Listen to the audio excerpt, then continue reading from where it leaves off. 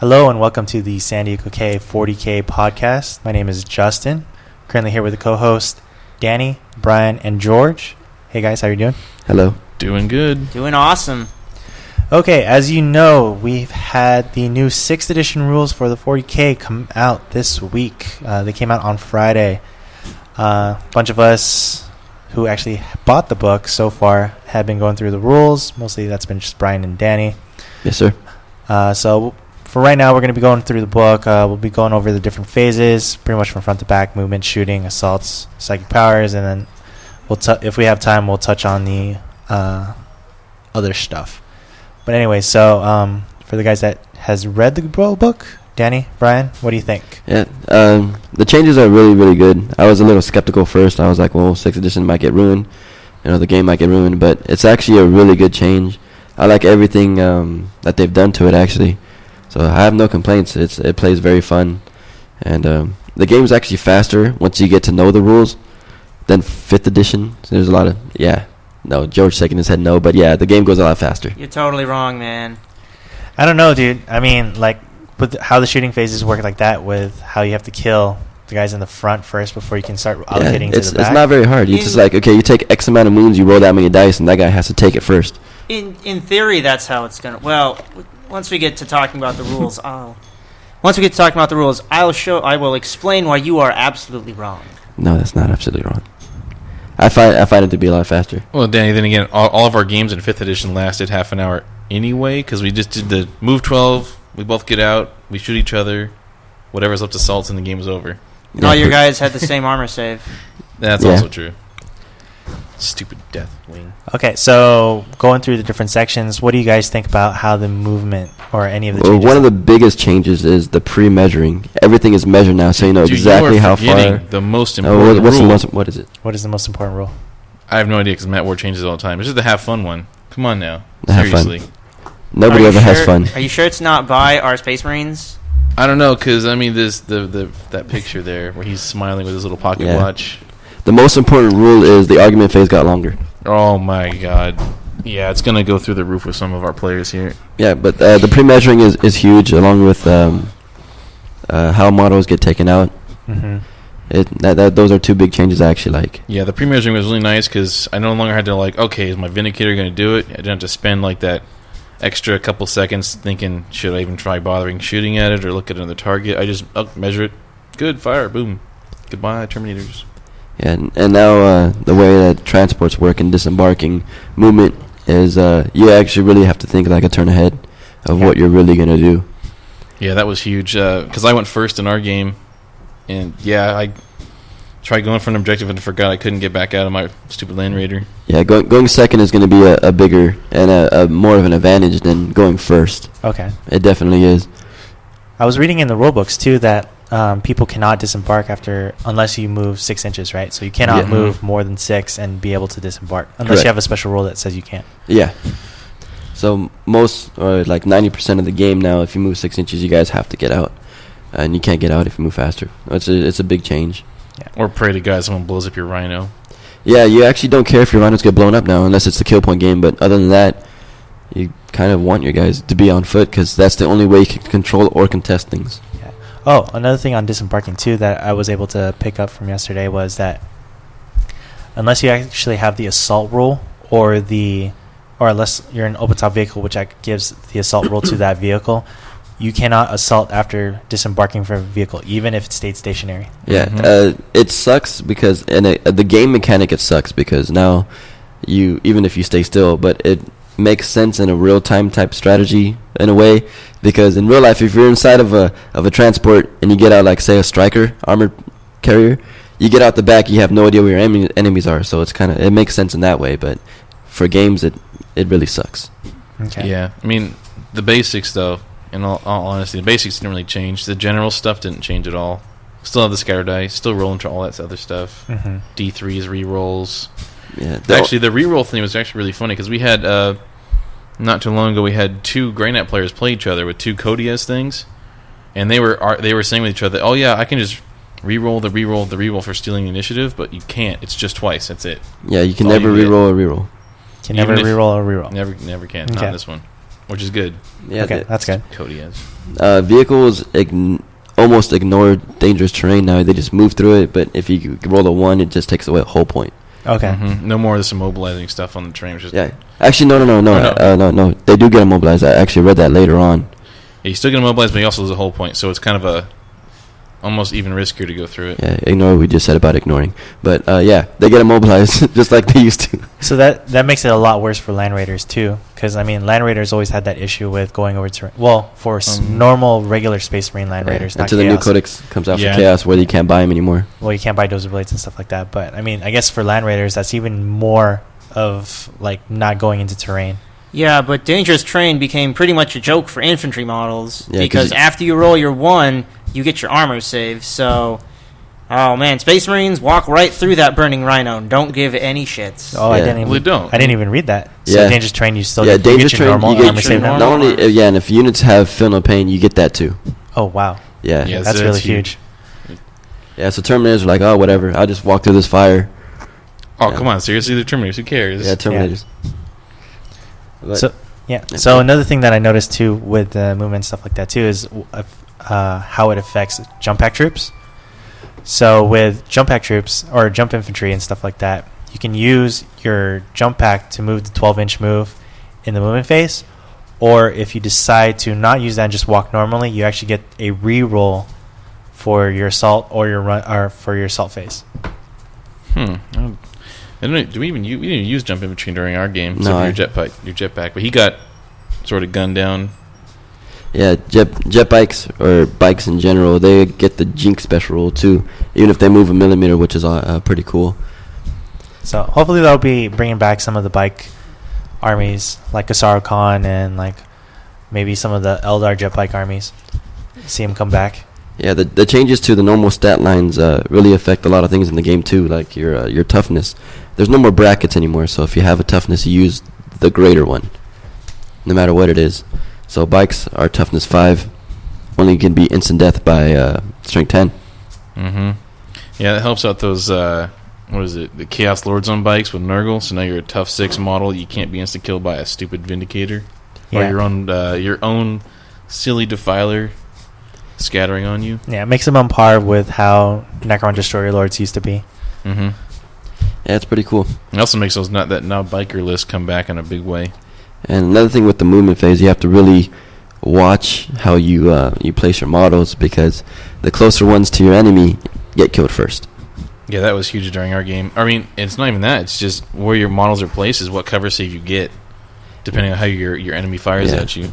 Okay. That too. And then they're all model by model basis now too, so you can move your whole squad except for the heavy weapon, and the heavy weapon counts as being stationary.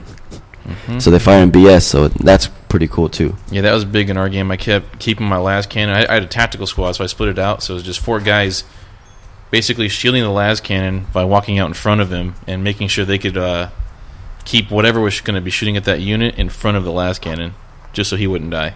Okay, And so it's allowing him to just shoot out. I see what you're saying. So as long as your heavy weapons guys stay stationary, all your other guys can move around and be like, I'm Yep. walking around you Mm-hmm. and trying to protect them. Which makes way more sense. I mean, it's like in the old version. If you that one guy had to move just to get back in coherency, your whole unit was like, okay, well, John over here can't fire the missile launcher anymore. just because Bob moved. Yep. Yeah, Brother John, no more shooting. Yeah. that's a good change. I like it. And even if you do move, you can still shoot, because there are a bunch of the other rule changes to the normal rules, like the Snapfire. Mm-hmm. So even if you do move, you still shoot, but you're at BS1, Okay. Yeah. which is pretty cool. Yeah, the other one we never used was Lookout, Sir. I don't think we had any characters where they got shot at. No, it never came up in our game. You can use it for sergeants too. Oh yeah, but it never came up on ours. Yeah, it Did never it come up in came your up. game, George, at all? It came up in my game a couple times when my opponent did some lookout sirs to try and protect his Power Fist sergeants when I was shooting them with plasma guns. Also, to try and protect their special weapons. No, the sanguinary priests. Oh yeah, Mm, yeah. Those are cool too. yeah. I like that Lookout, though, because I mean, I don't know how many times I've done it where you have that one overlapping when it goes on him, and you're like, crap. there goes my Power Fist, and then a Dreadnought assaults you. Yeah. Well, I mean, being assaulted by Dreadnought might not be so bad anymore since everybody can be using grenades and things like that in close combat against them. With normal weapon skill now, the Dreadnought does not need to be immobilized now from the previous edition, from what we read in the rulebook. So you're just using normal weapon skill straight from the get-go. Yeah, the changes to that and the other vehicles where they're all weapon skill 1, even if no matter how fast you move, so there's no more cruising and combat speed against regular vehicles now, which is cool. So they're weapon skill 1, so everything in the game hits you on 3s. Only for normal vehicles, not walkers. Yeah, walkers. And walkers is a little different too. So once they get immobilized, you're planting grenades on the rear armor. Yeah, that's huge. That's really huge. Hitting on weapon skill and planting grenades on rear armor. Yeah. So, multi-bombs really good now too. Strength 8, and they finally instigated the AP1. So grenades are really good too, especially against dreadnoughts. Yes. Now you hit them on weapon skill. yeah. He must have missed the past 5 minutes of what we were talking about. Yep. But it's okay. But another thing that they changed with the melta bombs is they made it initiative 1. So now the only ones that can buy them are your sergeants. So now they could buy a Power Fist and a melta bomb. So now you got a choice. Yeah. It's going to make you choose between the one or the other, Yeah. which is kind of big because you wouldn't want to choose. You want to have both, but you Well, can't. Not really. I mean, if you think about it, if you're going against, like, say, a Land Raider, that Power Fist only hits on is that you get that chance to hit, but you need a 6 to get to his armor, right? Yeah. But now the Melta Bomb could just go, okay, well, here you go. Strength 8. It's the same as my Power Fist. Now I get 2d6 to go through them. Yeah. Yeah, And but AP1. against a dreadnought, they can take their close combat attacks and direct them at your guys with the melta bomb or the power fist now. So Mm-hmm. They sure can. you Yeah, can that- you're you gonna can have target. to draw some lookout sirs for that one. Yeah. Yeah, because models with shooting is the closest to whatever you're wounding with. So even with shooting, so if you're the closest one, that guy has to die first. In close combat, if you're in base to base, those models die first. Yeah.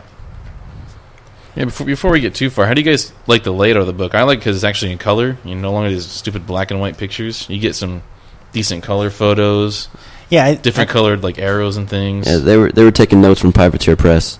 Yeah. Oh, yeah. Color is definitely a plus because then, I mean, it makes it a lot more visual.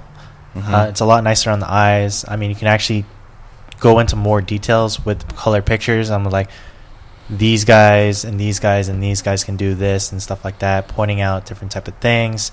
And visually, it's a lot more nicer to look. I mean, you enjoy reading. Everybody likes to see in color, and just being able to read the book in color and it's just more visually stunning. It really is. Yeah. I mean, And- a lot and of the new pictures and stuff like that look awesome. A lot of new artwork. Some of the old ones. Yeah, reprints of the old ones, but now in color, which makes it look even more better than it did in previous editions. Things like that. And then another thing that really helps out is when they start giving you examples, instead of having the check mark or red or black X A, B, next C, to D. stuff. Yeah, A, B, yeah, the letters. Now they have just colors. You look at it and you know exactly what they mean. You're like, okay, look at the red circle. This is what it means. So when you look at the pictures, you could retain the information a lot faster. The only, I think, gripe that I have with the rulebook with the color is the allies table. That thing is a little much. It should be the other way around. Yeah, with the colors that they chose for like the different allies between the armies and things like that, and just the layout. I think the layout would have been fine if they had a different color scheme for it, because it looks like there's a lot of stuff going on with that. The only color that makes sense on that chart is red. Yes, Yeah. they have red, yellow, blue, and gray. If they And- switched the gray color with the blue, then everything would be fine. Because when you look at it, blue, when everybody thinks of blue, you think, okay, allies, it's good. Yeah, but Ultramarines. Bam. yeah, but with this, Blood with Angels. how they have it set up, blue is actually not that great, and I think that's going to be a lot of confusion and stuff like that. But Blue is actually the second worst. yes, Yeah, it is. Unholy Alliance, right? Yeah. Is that what it is? and gray is actually your best color, which is I think probably the worst one they could have Yeah, chose. it's like a neutral. It's very neutral. I think that should have been chosen differently, but I mean, it was the Who are we to writers decide? and the writers and the publishers and all the editors that went through the book decided on those colors. I'm just like, my honest opinion, I think they should have changed the color scheme. And the way you organize battles now, it's kind of crazy because as soon as you hit that 2,000 point mark, you could have 2 Force Org slots, and you could take 2 separate ally Force Orgs. So it's weird. So you could have up to 4 different codexes in your army if you really wanted to. That Is it a different ally or what? No, each parent Force Org gets you an allied Force Org. So if you have 2 different parents, you could have 2 different allies. You could hypothetically see an Eldar army that has 2 Eldar HQs, 4 Eldar troops, and then say the rest of the army is made entirely of Tau and Dark Eldar. Yeah. So Yeah. you have 3 armies in that one codex. You'd have up to 4 different armies. 4? 4. So you have 2 parent slots, and each parent slot gets you an ally. So you could have 4 different codexes. Well, you're Well, no. counting the same codex twice. Your Force Org for the... No, because 2,000 points allows you to have 2 parents. Yeah, 2 parent Force Org And charts. each parent allows you to have 1 ally. Yeah, but your 2 parent Force Orgs have to be from the same codex. So it's 3 different Is it really? codexes. Is that what it says? Yeah. Are you sure? Are you sure? Is Yeah. anyone sure? I don't Is know. anyone really sure? I don't know. Why don't you just look at it, turn the page. No, Yeah. I'm reading this page. Yeah. Because they say at 2,000 points you get the 2 Force Org charts, but you're going to be choosing from the same codex for those 2 Force Orgs. And then from what you're saying is that you get 1 ally per Force Org chart. So you get your 2 allies and your 1 main force between those 2 Force Org charts. Okay. So no. Yeah, it's true. All your primary detachments must be chosen from the same codex. So you get 3 codexes. But in 2,000 point games, you could take an additional primary detachment. So an additional one. So it would be a separate. The primary detachment is still from the codex you chose at the start. Your primary army. Your primary army. Huh. So you can. You must have been reading this a little bit too late, Danny. Maybe. Yeah. I guess you could. Whatever. Okay. So cover being 25%. That's awesome. Yeah, that's huge too. Okay, so moving on to shooting, Danny talking about the cover saves. Now, you only need 25% to actually gain a cover save now. Yeah, and cover saves have now moved up to 5, which they should have been 5 the whole time. And the only thing that retains the 4 is the ruins. Unfortunately for us, at the game store that we usually play at, the majority of all 75% of the terrain is we have ruins. is ruins. It's all ruins. So we're still going to be playing some. Something interesting to note, in all of the Space Marine codexes with the Tech Marine that has bolster defenses, they've changed that rule to work on any piece of terrain in your deployment zone, not just ruins. Thank God. That's awesome. And there's 2 different things that I found out that we played wrong in our game as far as we terrain didn't goes. play anything wrong. You played it with misunderstandings. Okay, so the terrain is randomized. So the density terrain is correct, but we don't have that many. We could have up to that many, and we take turns placing terrain. Oh, so you cheated. So I did cheat a little bit. Stacked everything into your favor. And then I was- I see. That's how you. And then won. I was reading about the way the deployment types work. Is your deployment zone is whatever they show, but your table halves is where you could place the terrain that you bought. So if you bought like a battlefield terrain, you could have up to half of your table side to place it. So like the old Dawn of War, you have that half to place wherever you want. All 3 mission types they're divided into halves. So when you look at it, let me find it real quick. Right here. So you have your Good deployment radio. zone and table half. So if you buy fortifications, you could only place it in your table half, but your deployment zone is still here. So you could have stuff out of your deployment zone that you could run to. So that's what this is. Mm. Okay. Oh, so if you need to move where the defense line is for your autocannons or whatever. You can Yeah, put it so somewhere if you else. have the Dawn of War deployment, it's table halves, but your deployment zone's only 12 inches, so you could put terrain that you bought up to table half. Oh, up to your table Yeah. side. Okay. So here, so yeah, all deployments are they work the same way, so that's why they show it that way. Okay. So, just to touch up, since you were actually talking about all the fortifications and things, what is your opinion on the new fortifications and like how they work? And I think Wish we they did are. use one actually. That's Yeah, I think they are a really good addition to what it is in the games, and assigning the point values to them is really. I mean, they did it to several terrain, but as far as the aesthetics go for the game, it's good. So And I mean, not to mention tournament play. I mean, I don't know how many tournaments I've been to, but with you set up and you're just like, Where's wait, the where's my terrain? Yeah. You have everything. This is garbage. So you I set have a up bush. Yeah. But at the same time, do you think that'll cut down on the variability of the game, the variety of the games you're going to get to play when you can count on having a certain piece of terrain or set of terrain in every single game, and just knowing that you could build your entire strategy around it? Yes and no. I was going to say that's a strategy. So you know that you could buy it, so you know that it works well for your army. So you're going to see a bunch of the same terrain in different tables. I don't think it's going to make the game boring. I think it's going to be more like, okay, I could choose this army, and I could buy these terrains so I know what they do, so I know what I'm going to do every game for myself. So you could start building strategies around it. Yeah, because the way that I see like being able to buy these different pieces of terrain is like it's like you're buying a unit for your army essentially. The terrain is a unit for your army, so you know you're going to be getting it, and people know that they have the option to get it, just like how they have the option to grab anything from their codex. So I mean, you can always you just have to count on the fact that some armies will probably bring terrain pieces, and then just other people can build their strategy around how to fight that type of piece of terrain. Yep. So, I mean, you have strategies to fight pieces of units or different units, monsters, creatures, and like all the other stuff. Now it's just like you're just adding another variable. It's like, okay, how do I go about working with the piece of terrain that they bought? Yeah, and your Force Org slot now is actually you can only take one fortification. So you can't buy multiples of different things. So you're always limited to one. One per Force Org. One per Force Org, and this is how it's right there. Yeah. Bam. Yeah. Yeah.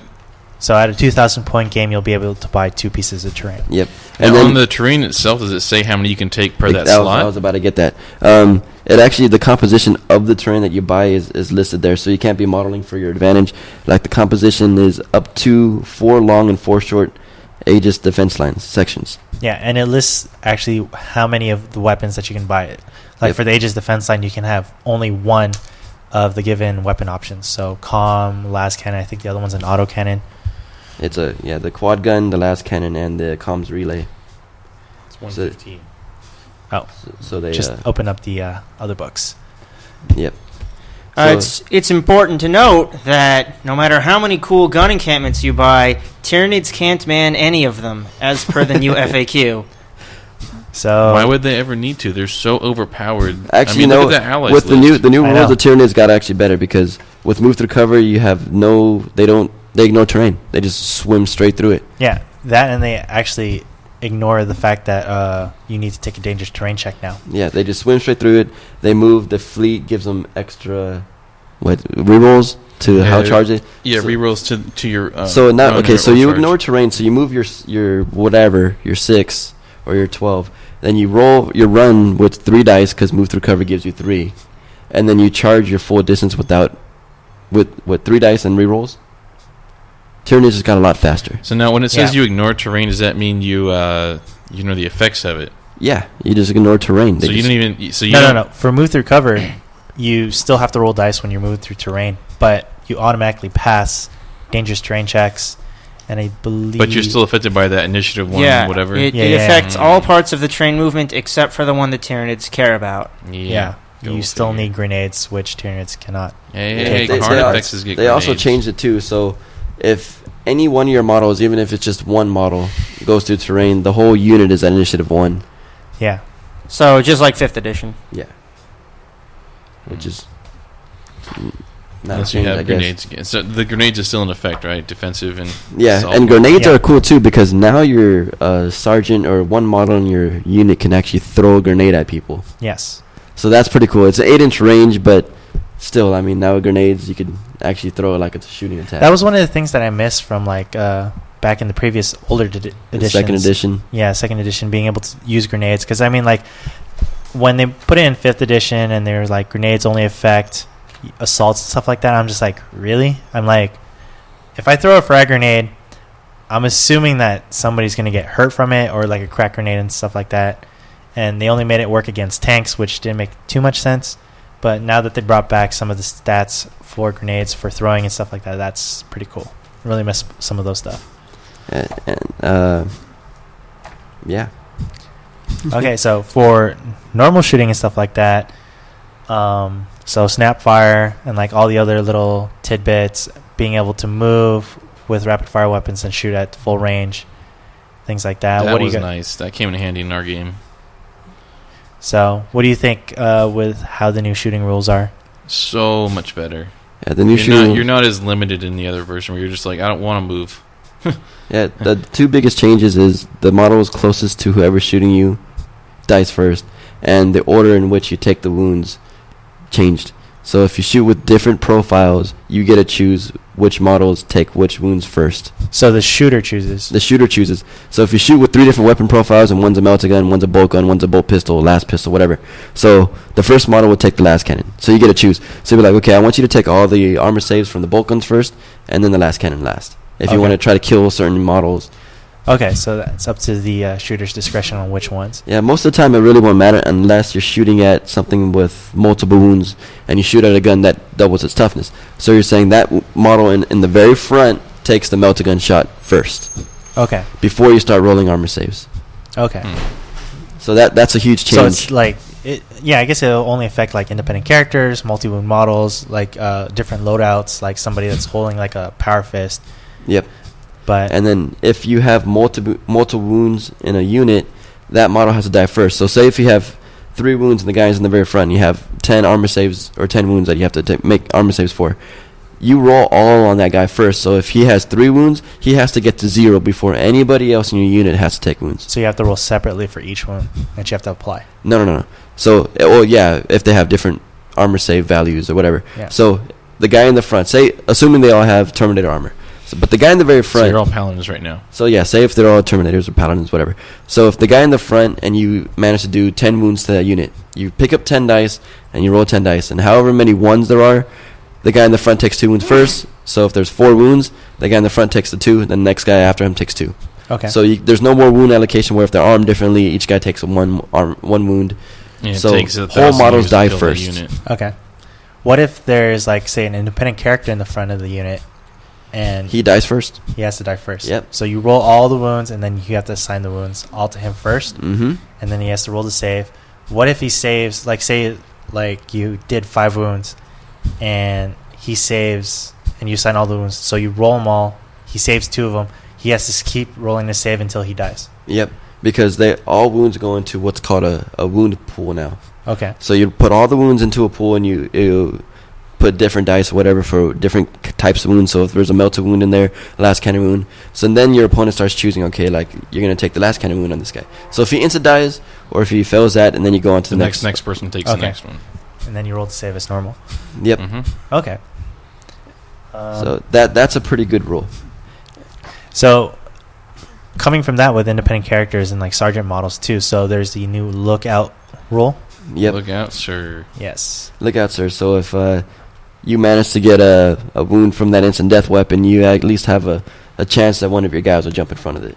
How many times can you actually be using that rule? I didn't really read it, but I'm assuming that you get it once per turn. Because once for every wound would be way too much. It's undershooting. It's undershooting. Mm-hmm. Okay. So while Danny looks up for that one, any other opinions on how some of the other rule stuff works in the game for shooting? I don't know. I was just... Let's see, what was it? When we were playing, that Snapfire came in handy. For instance, when he made one of my units fall back, they were just falling back with the last cannon, firing off the last cannon shots the whole time. Oh, wow. Until they Okay. came off the board. So whenever Okay. any wound is allocated to your characters, and if there's a model in the same unit within That's 6 inches, so you can do it multiple times in a turn. Oh, wow. Just to save that character. Yeah. Oh, okay. So a bunch of grunts will jump in front of you as many times as you want. Okay. No way, Cool. dude. Come on, orc boys. Look out, boss. Okay, so you're going to have a bunch of I orc think boys. it's more of a, hey boy, stand here. Come here. So it isn't as bad as people are thinking with like being able to snipe out specific characters if you always get that lookout roll. Yeah, but the lookout roll is only a 4-up, so there's only a 50-50 chance, which is still pretty good, actually. I mean, it's still a good chance. I mean, you're It's still like going to taking- want that save. Yeah, you're gonna take your armor or invul save, whatever it is, and then you still get your lookout sir on top of that. So yeah. Are you I sure it's get- that way, or is it just allocated? No, it's right there. When a wound or unsaved wound is allocated to one of your characters, and there is another model in the same unit within 6 inches, he's allowed a lookout sir. Okay, so you still wound get or unsaved wound. Yeah, so your opponent shoots a melta gun, your independent character takes it. You say you. So you roll can your actually save decide whether to assign it to another guy After you take it. Before or after. Before or after. It says That's wound weird. or unsaved wound. So Yeah. you could take your 3-up Storm Shield save, and if he fails it, a guy jumps in front of you. That was probably a Matt Ward thing. Oh no, my Necron guy died. You take it. Hey, in How the can I grim find a way to get darkness of around the far it? future, There's only Ward. allies. there's only Ward. Ward. Yes. But anyways. other changes, the random charging. That's a big one because The 2d6 charge. you could charge anywhere between 2 and 12 inches. Yeah. That's huge. And with the pre-measuring, I mean, you could the charge rate. I guess that it's a balance to the disembarking. It's what? No, just keep talking to the mic. You Oh. keep turning your head off. I'm sorry, but yeah, it's a change to I guess because the slowing down of the moving 6 inches disembarking Yeah. have to do in the next turn. So now they give you a 2d6 charge. So 12 inches up to 12 inches is huge. Yeah. But going back onto the shooting phase, another big change that they actually had was the AP values affecting the damage table for vehicles. That's really important because they basically made the damage table for vehicles really nice for vehicles if you don't have AP 1 or 2. Yes. Yeah. Mm-hmm. Yeah, AP2 now adds a +1 to the damage table. AP1 adds +2. Yep. And they switched it around to where 1s and 2s is shaken, 3 is a stun, 4 is weapon, 5 is immobilized, 6 is explode. Yes. So And that's pretty good. Oh, and another thing that it changed is we forgot to talk about this is the focus fire rule. Oh, what's So that? the focus Focus fire fire is rule, huge. it's actually pretty awesome. So if you have a unit that is mixed in between 2 different covers, out in the open or whatever it is. So if you have units that are half covered, half not, you could choose to focus fire. So you choose, I'm going to shoot at the guys out in the open. The shooter does. So I'm going to choose models out in the open. So if I'm shooting models on the open, nobody else in your unit dies. You have to take models out of that spot. Oh, okay. But now here's an important question. Can you use Look Out, Sir on your independent character out in the open to have him jump in the way? Because any saved wound or any wound, Any allocated wound. any allocated wound. So if you allocate a wound to him, But does the guy that did the Look Out, Sir get a cover save too? no. Because he's not in cover. What if the guy in cover who you shifted the wound onto with Look Out, Sir takes That- the wound? it doesn't take an effect. The only thing that it takes an effect is a lookout, sir. So he just jumps in front of whatever saved or unsaved wound it is. There's no saves after that. So it's just if a wound's allocated to a guy out in cover and he dies, you get a lookout, sir, for that. So the guy jumps in front of him.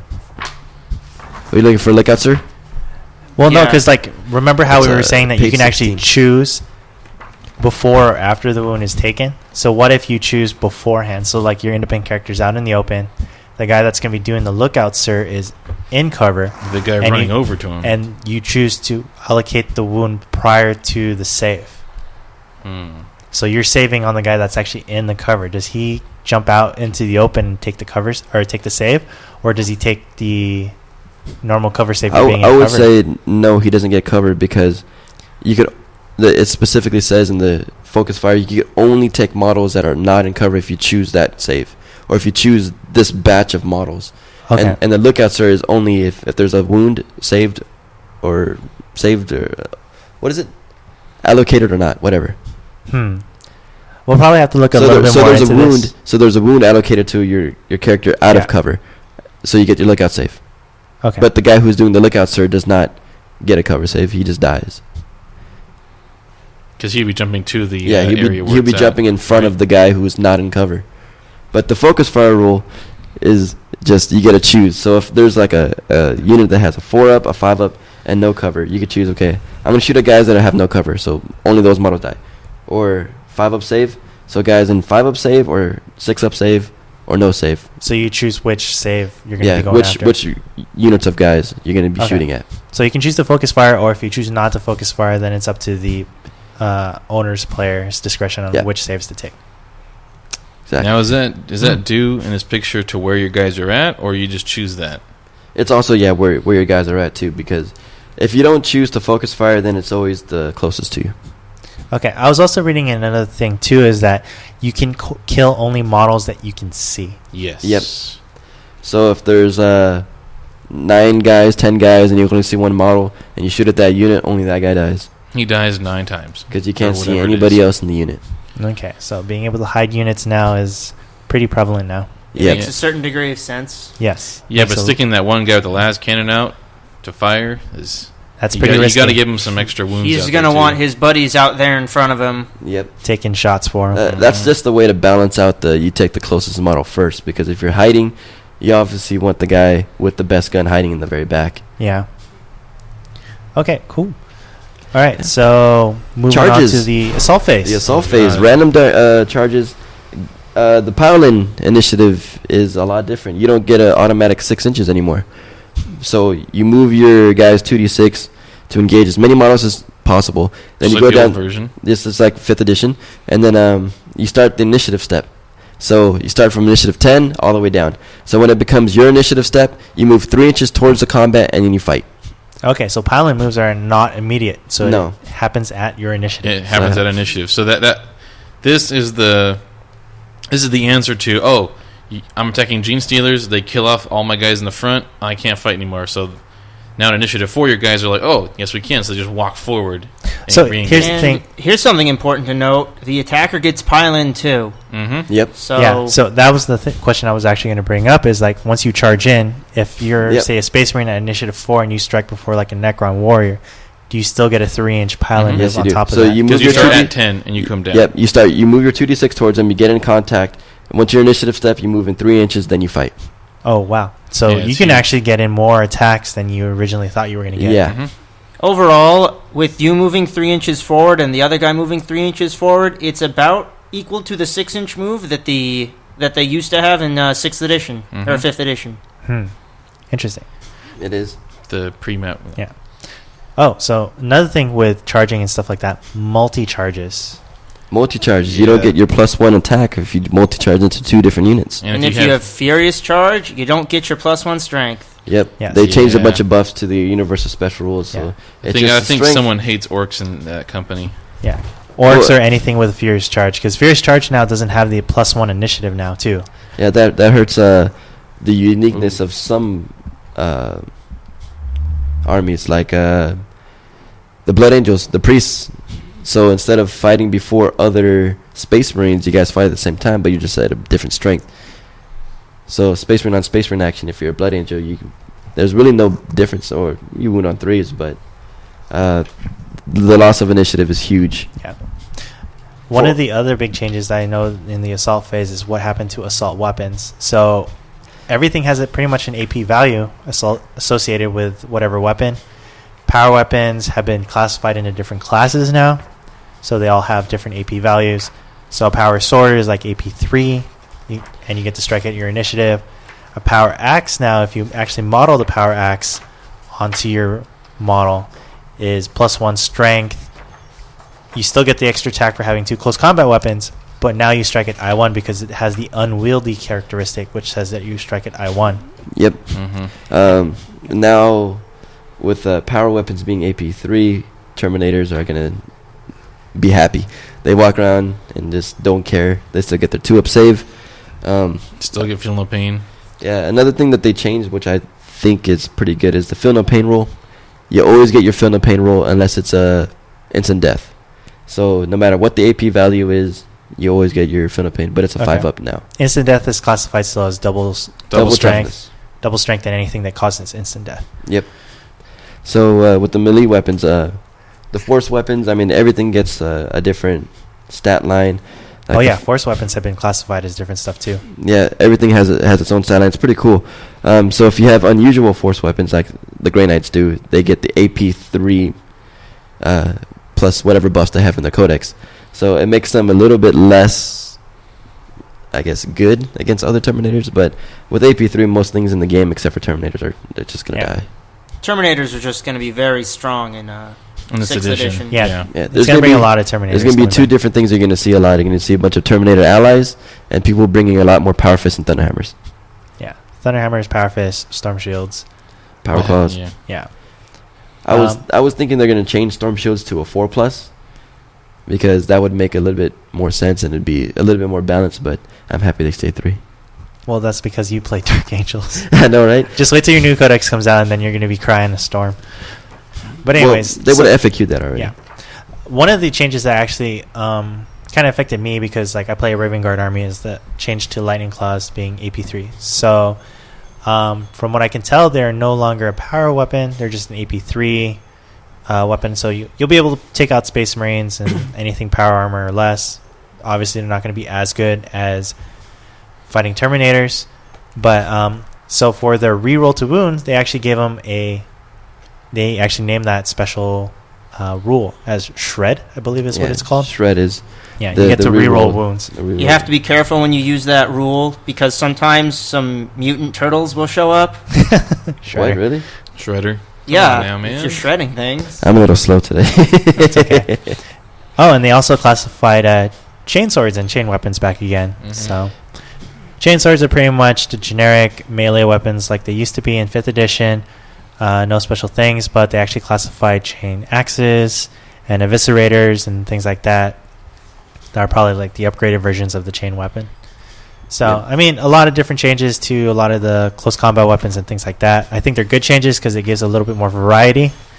Feels like you're playing Dark Heresy when you go through this book right now. Yes. Yeah. Well, if we're playing Dark Heresy, everything would die in a couple rounds. So Oh, and we got to then drag this thing out to 5 to 6 turns. Okay, this isn't Dark Heresy where everyone And dies in 3 rounds. Just Yes. like the wounds It's fun. from shooting, Mhm. you take the closest models out too. So models in base to base die first, and then you move on from there. Models who are not 2 inches away, then It's Yeah. a Yeah. little bit like returning to 4th edition kill zones. Yeah, 4th edition Yeah, kill exactly. zones.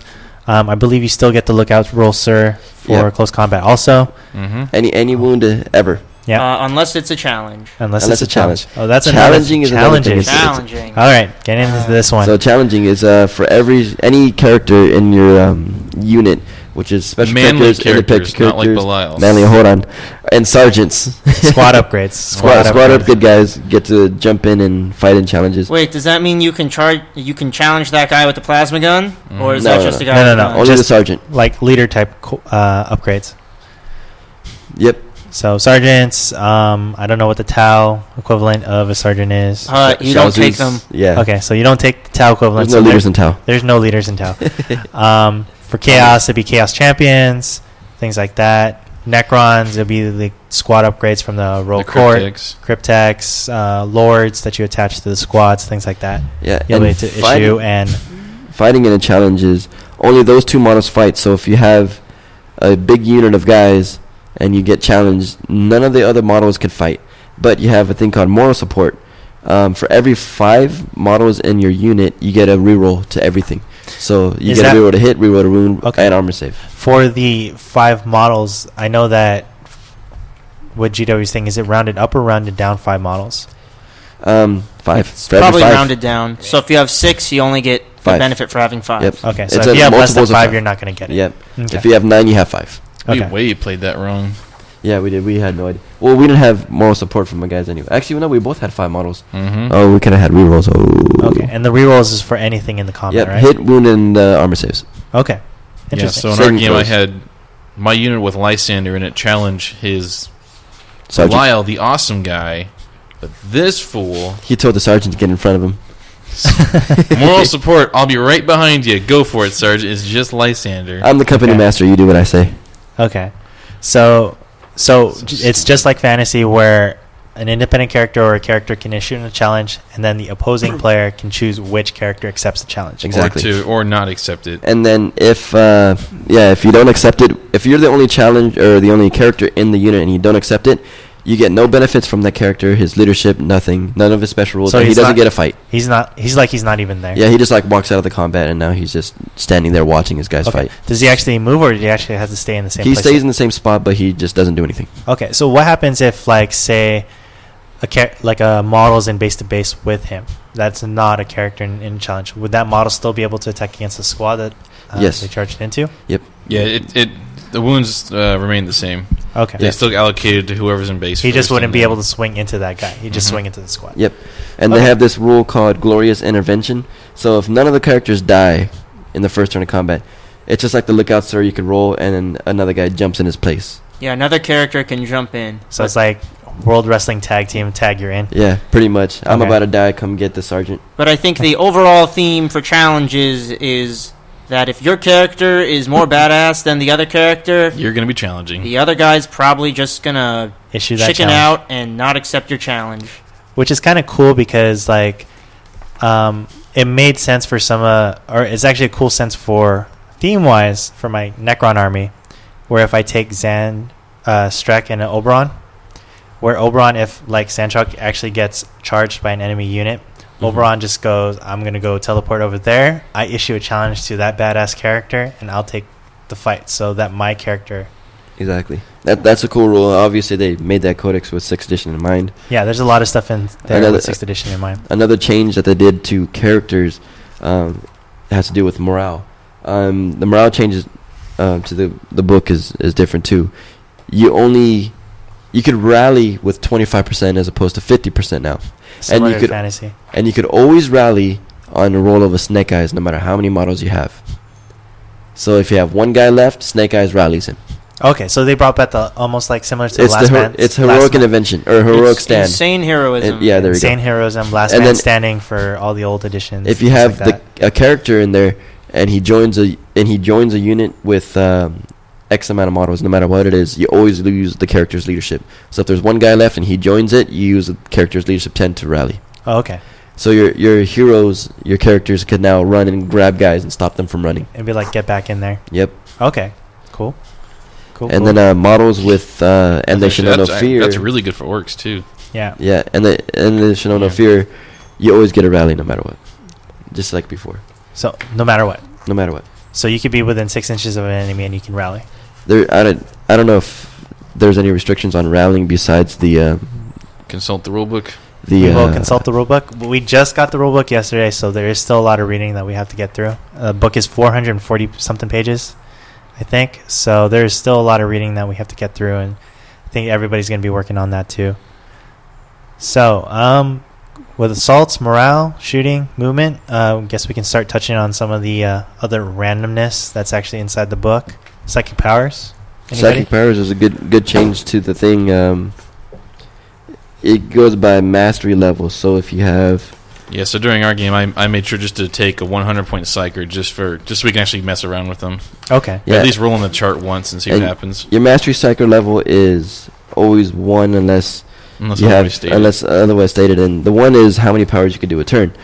But you could choose powers depending on how many you could actually take in the codex. So if your psyker could take 3 different powers, you could randomize 3 different powers from whatever in the main rulebook. Okay, so you can actually take more powers than like your mastery depending on what your codec is. But your mastery level indicates how many psychic powers you can actually use in the given turn. Yeah. Sounds and cool. they have different costs, warp charge. So if you're psyker mastery level 2, it costs you 2 warp charges to cast that 2 No, power. you have 2 warp charges to cast a power, right? Yeah. So does each psychic power have a different type of warp charge to cast? Some have 1, some have 2. The majority of them have 1, so there's not many that have 2. Okay. Look at him. But yeah, the one I took was, I believe, from Telekinesis. It was basically you target a unit, and that unit rolls 3d6. Anything above their leadership, they just start taking wounds. I roll on the chart and got, I think, a bad one. Okay, so there's psychic powers like you can choose down to that psychic power. Mm-hmm. You can either choose one. I think you choose one you roll, or you get just the basic that's on top of it. Okay. And we didn't, because the erratas haven't come out yet, or hadn't come out yet when we played. The Space Marine Psyker could actually take 2, but I only chose 1, so I only rolled the chart once. Yeah, that fact actually said that you can take 2, Mm-hmm. but depending on your mastery determines how many you can cast. So what do you guys think of the new psychic powers? Any of them stand out as really busted? Or do you think they're all pretty fair? Not overly busted. I mean, it's all random, so I mean, you can't say, "Oh, I get this one power." You roll on it, so you may not even get that power that you want. Like my personal favorite's I think it's in Divination. It's where your unit fires at snapshots at ballistic skill, and that's one that the Space Wolves can take. Okay. So you can throw that to your long fang squads, have them move around the whole table, and start firing off las cannons or whatever at ballistic skill, which is really funny. Okay, I found it before we go back to the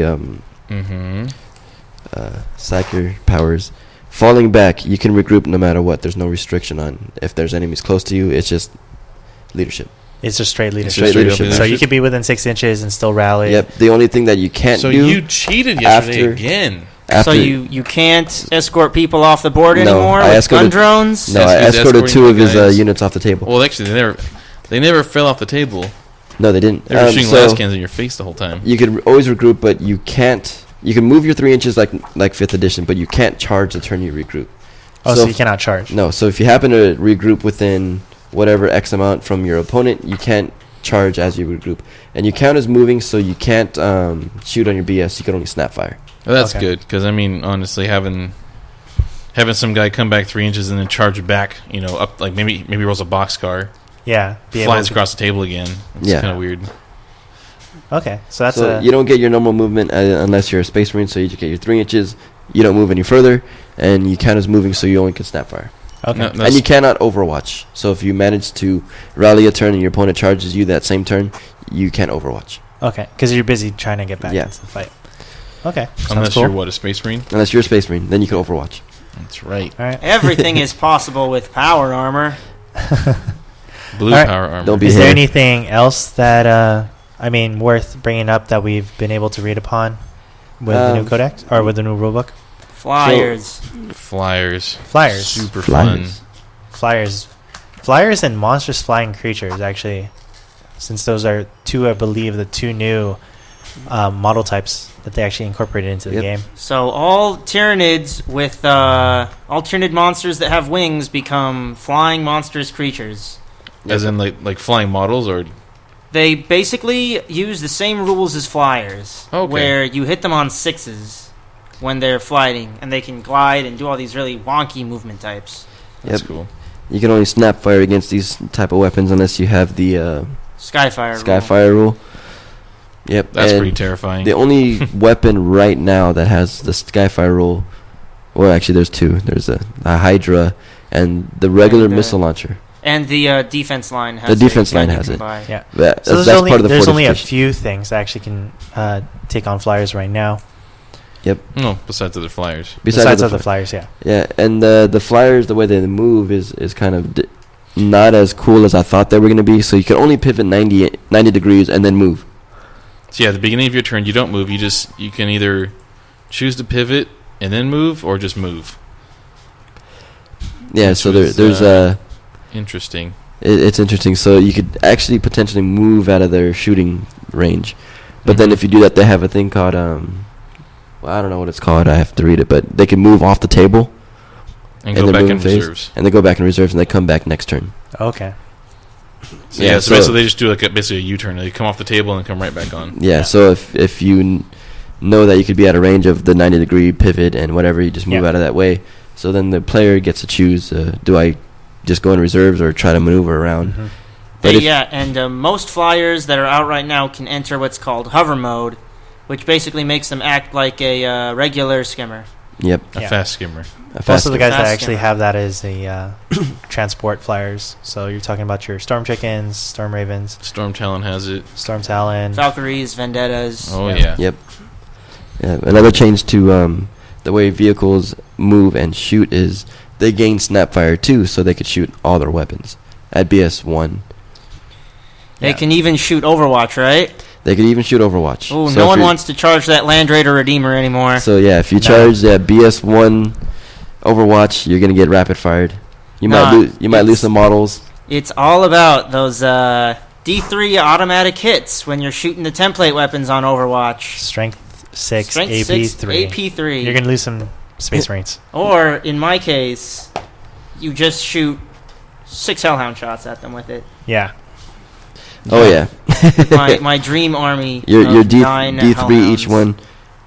So many Hellhounds. Yeah. Oh man, so no one wants to charge the what are they called? Bane Wolves. The Bane Wolves. Bane Wolves. Oh my gosh. Always winning on 2s. Always winning on 2s. AP2, aren't they? AP2. They take out Terminators. No, they're AP3.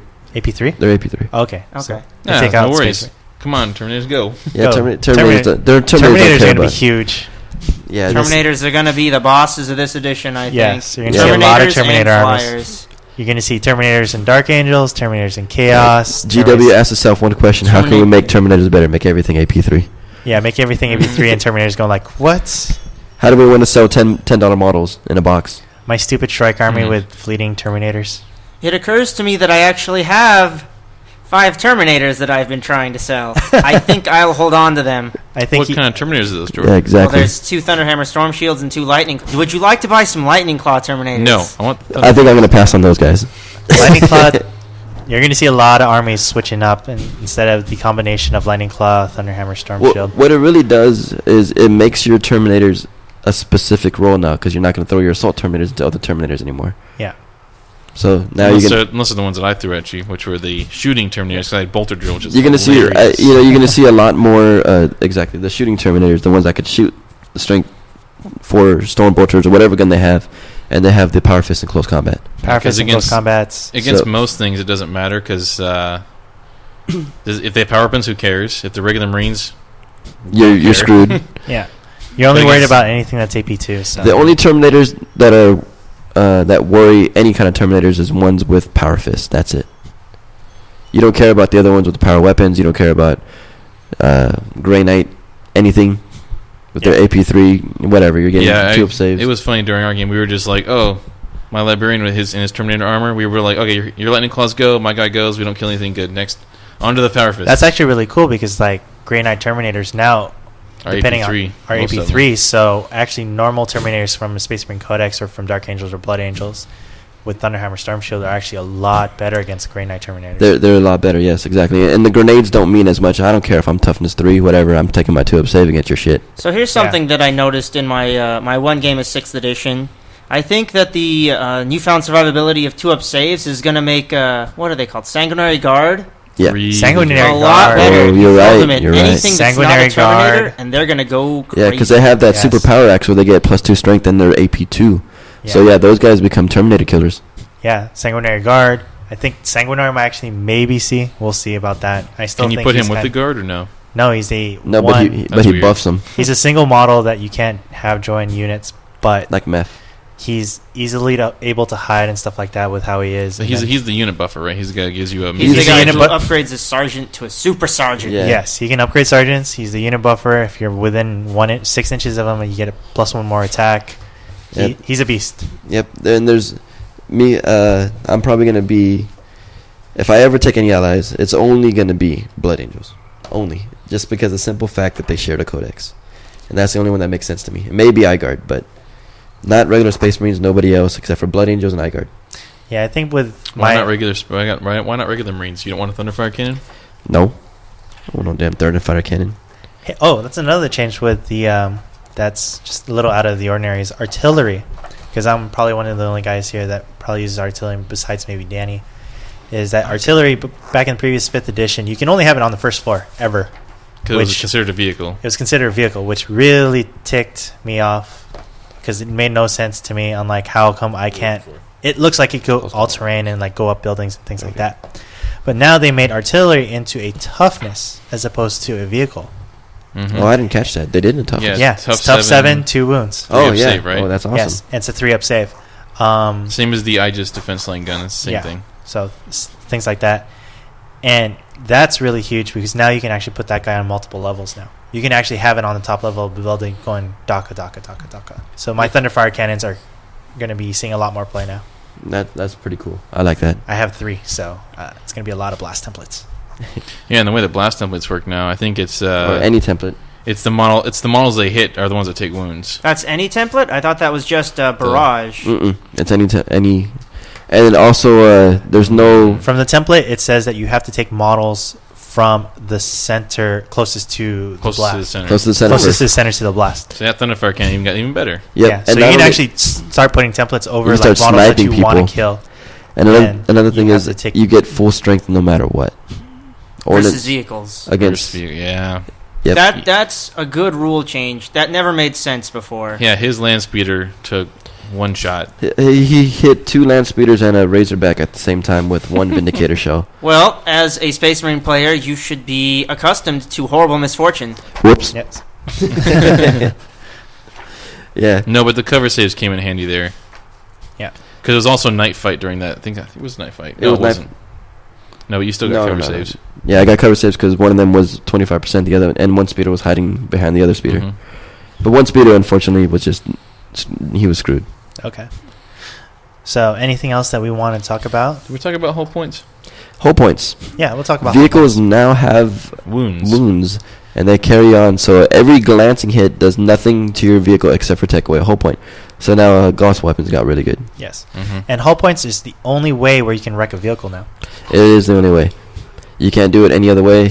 So wrecking, and they become a 5+ cover save when they get wrecked. Yes. Yep. I really like the hull points change because it's going to make some of my vehicles, Venoms and stuff, it's going to keep them all useful a little bit longer, actually, because if they punch you, you're dead anyway. Yeah. And it just makes it so vehicles actually start dying near the end of the game. Yep. So at the start, they'll be nice and resilient, but near the end of the game, when you're really low on infantry models, you'll be really low on tanks, too. Yeah, I'm not too sure, though, because our game, I lost a Rhino, and I only shot at his vehicles just to get the guys out, and that was it. Yeah, Once they walked out, I'm like, good. Because saw vehicles don't matter anymore as far as denying a Denying and Well, contesting. you can't say something like that doesn't matter. It's still immune to lots of forms of fire. It still blocks line of sight.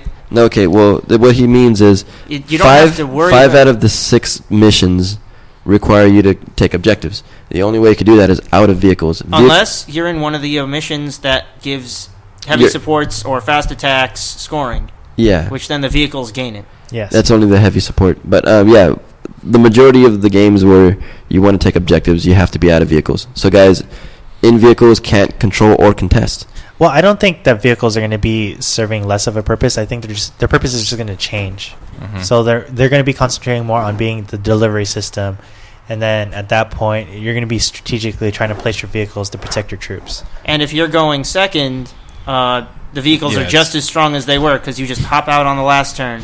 Yep, going second is going to be huge in most games because you don't want to go first where you have to get out. Now your opponent could just focus fire and kill those models. Well, but at the same time, if you're going second, you're usually just giving away that one victory point for the first kill to your opponent, which is one of the secondary objectives in every single mission. Secondary objectives Maybe now, so. if your opponent can manage to kill. So going second, it also helps too because you could be like, okay, your models are here, here, and here. I could give myself cover this way. Oh, Yeah. here's a big change that we found out. You can only reserve at most half of your army. units. Yeah. I think that's a really good change because if you think about it like in a real time type of setting, you're not going to be like, okay, the enemy's over there. I'm not going to. Everybody comes in from reserve and you start dying. I actually really dislike this change because I feel like it takes away a lot of tactical flexibility.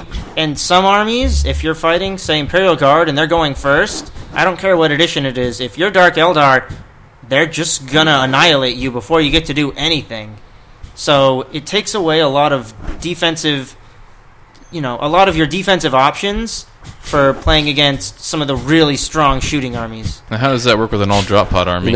It says if you have to start in reserve, you must start in reserve. Bonus. Yeah. But what it's going to do, it's going to push people to play All more drop pod expensive units to where you have less models in your army. Period. So you can reserve the majority of your army. Are you sure that's not going to push them to run less expensive units so they can As have bubbles? more cheap units that they I can guess you throw could- away and maintain the you could majority probably- of their points in the You back? probably look at it both ways. But with Dark Eldar, you kind of screwed both ways.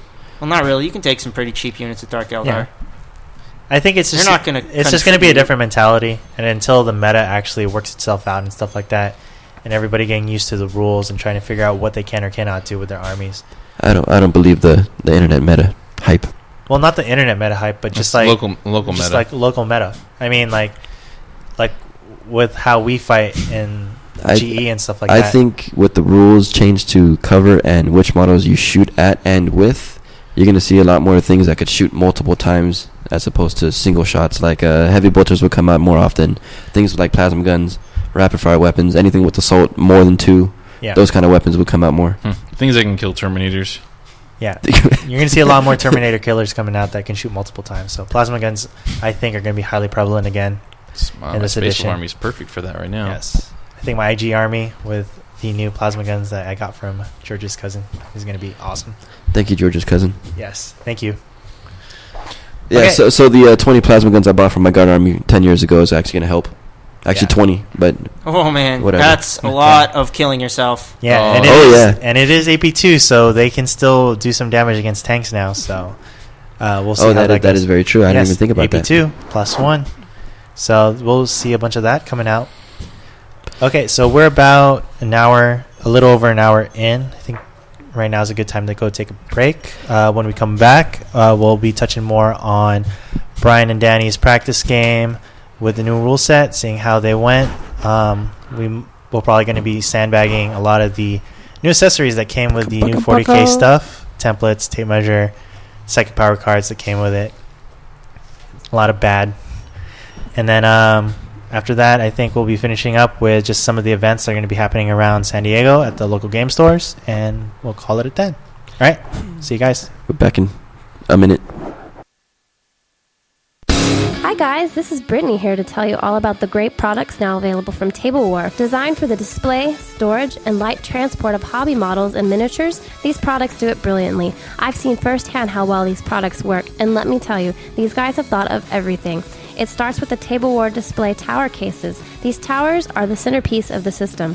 Inside the case, the Table War railing and display boards combine to allow you to securely arrange your miniatures however you like.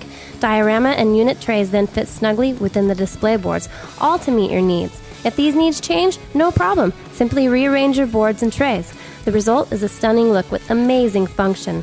Whether you're taking it to a tournament, your local game store, or just to your buddy's house, the Table War tower cases allow you to arrive with everything and get to playing quickly. So what are you waiting for? Visit them at tablewar.com or at the Table War fan site on Facebook. Table War is a registered trademark of Table War Designs Inc. US patent pending. One. Hello, and we're back again to the San Diego 40K podcast. We're back from our short break. Hope you guys enjoyed the commercial from tablewar.com. Table War, best place to get your carrying cases for tournaments. All right, so Or just anything. It's awesome. anything you want. All right, so going back, told you guys we're going to be talking about the practice game that Brian and Danny had, things that they liked, disliked, and just overall debauchery that they had going Ignored. through their game. The most important rule is I got That the word win. is the most important rule. No. I won. That's the most important. No, we actually didn't know some of the rules, like the restrictions to the Let's rally. see. You scouted and assaulted me. Yeah, I did that. I didn't get my Bilal cover. was a pansy. I didn't get cover saves from shit that I'm supposed to. I didn't get my film of pain from stuff I didn't know I wasn't supposed to. You wouldn't have gotten those cover saves if you didn't assault me. What are you talking about, dude? I get jinked no matter what. That is also true. Yeah. Maybe you should have read the book. Chink. Chinks. But yeah, we did. What was our deployment we had? We had the Dawn of War deployment, which is now pitched battle. It's just called Dawn of War because you can possibly get night fight for the first turn or fifth turn on, which you have to roll for, which is pretty cool. And the changes to the night fight is you just get cover saves depending on how far you are from whoever's shooting at you. All the missions and deployments have night fight now, right? Or Um, possibility- Night fight can possibility happen in have every night- single game. Okay, that's cool. That's one of the things I really missed from the previous, or from older editions that didn't happen in 5th was just Crusade, right? only one mission had night fight. So the fact that they actually have multiple missions with a possibility of night fight, actually, I like it. Yeah, with also the way that you roll for, or not roll for, but the way you get objectives, like the primaries, the secondaries, and the different things you can do and different things score in certain missions, like the big guns never tire, heavy support choices become scoring units, so tanks could take objectives. I think there's also a mission too that fast attack can Yeah, do the there's same also thing. yep, So fast attack vehicles. Yeah. So especially in that mission, you probably see a lot of Vendettas and Valkyries, or Well, Skimmers and Land Speeders. Yeah, trying to- well, you still roll for missions randomly too, so you don't know what you're getting. And another thing is the random terrain. So certain things do different things, like forests become mysterious. Even the objectives become mysterious too. So you could walk up on an objective, you think it's okay, but then it explodes on you. That's Yeah, that I think happened. that's one thing that that may or may not get house ruled, because I know in like fantasy tournaments and things like that, when they came out with the initial mystery terrain features, they played for it a little bit, and then afterwards they were kind of just like, screw it, we're not even going to play with it. I think it does add a little like randomness to the game, but I think for maybe like tournament play and depending on league organizer and tournament organizers, they may or may not be using those rules. I think they probably won't, just because you want to try to keep it fair-ish. Yeah, I And think what You would don't happen. want, you don't want anything else that can randomly screw up the whole game. Yeah. Well, with the fortifications rule where you could buy your own terrain, I don't think we're going to see mysterious terrain, but we'll see more area terrain being 5-up and no fortifications. No fortifications in tournaments? I don't think we'll see fortifications in tournaments because you could buy it yourself. Yeah, I mean, well, I think we'll see more area terrain. We're not going to see no 4+ cover saves anymore. yeah. Well, I think that too, but I think, for me personally, I think tournament organizers should be able to allow people to buy the terrain pieces. Because, I mean, if you're going to be spending 220 points, that's just on that static piece of terrain. Yeah. I mean, that means if I brought all forces, that means I'm pretty much 220 points ahead of you on forces. Yeah. Well, that's not what I'm saying. I'm saying, like, being able to buy terrain, there's not going to be fortifications on the table at tournaments. Okay. I see what you're saying. So you'll see a lot more forests and things like that on the table, and then it'll be up to the player to buy their own buildings. Yeah. And not being mysterious. But even with that, it's not that big of a difference because even before the game, or when you move into something, that's when you figure out what it is. So it doesn't really slow the game down much. You just move your guys in, you roll a dice. Yeah. Well, I wasn't saying anything about slowing the game down. I'm just like, for the randomness of the game, I think it could really hinder, like, really, depending on how, like, crucial getting into that piece of terrain is, could really either blow a person off the table and be like, okay, crap, I can't win this game now because I can't get to where I need to because what this terrain piece did to me. Yeah, but with the tables for the terrain and objectives, it actually debuffs you and it does something weird and same. So you could gain buffs by it too. So it's not just it doesn't just mess with you. It could give certain units like. So it's even more random then. No. The objective markers, the way they work is only one hurts you. Everything else is a buff. Everything else buffs. Yeah. So if you're controlling objectives, you get That's buffs. sort of good. And same thing with terrain features. There's only really one that hurts you. The other ones give you buffs. Like if your models within a certain terrain piece get feel no pain. Stuff you get cover saves against certain weapons. It's not just it's gonna hurt you. Yeah, but it's important to note that for the objective ones, only scoring units can take advantage of those objectives. So I was reading through it, and it kind of irked me a little bit when I saw that one of the things that the mysterious objective can give out was Skyfire, and I'm like, that's really cool. If you roll this, now you can take down your opponent's flyers. And then I realized that since I play Tau, I actually have no guns that can use Skyfire effectively. Yeah. And so unless you have like that one las cannon you bought for your tax squad there, it's just I feel like it's really pointless. I think you might have read that wrong because it's only scoring units that can flip them, but it's not the only ones that can use them. No, they are the only ones that can gain the benefits. Oh, is it? Yeah. Because the way I read it is models, not just scoring units. You might want to reread that. No, it says that anything can flip them, but only scoring units can gain the effects. I think only scoring units can take. I don't know. We'll figure that out. But with our game, we did a bunch of things wrong. Yeah. Well, then we only had one rule book, and yeah, whatever. How'd you guys like did you guys roll for the new warlord traits and things like that? Oh yeah, we both used a different warlord trait, and I believe just to see what they do. I got the one where I can make a night fight for turn 1 without rolling for it. It's all automatic. Yeah, okay. And I went for the command one where I got within a bubble of 12 around my HQ. Anybody can use his leadership. That's the one that I got when I played my test game. So I found that rule, and it says that note that while any unit can identify the nature of an objective, it is only scoring units that can make use of it. Okay. So I just feel like maybe you get the mission where heavy support can take it. Now your broadsides will shoot down stuff. That would be nice. Does that mission have mysterious objectives? They all do. Any objective is always mysterious, man. Oh, okay. That's terrible. Wow. You're just They're really forcing that one on us, are they? Broadside picks it up and says like, "Oh, look, Skyfire. Where's your flyers at?" Bam! Bam! Yeah, twin link, strength 10, AP 1. Yeah, you're going to shoot down flyers easily. Oh, yeah.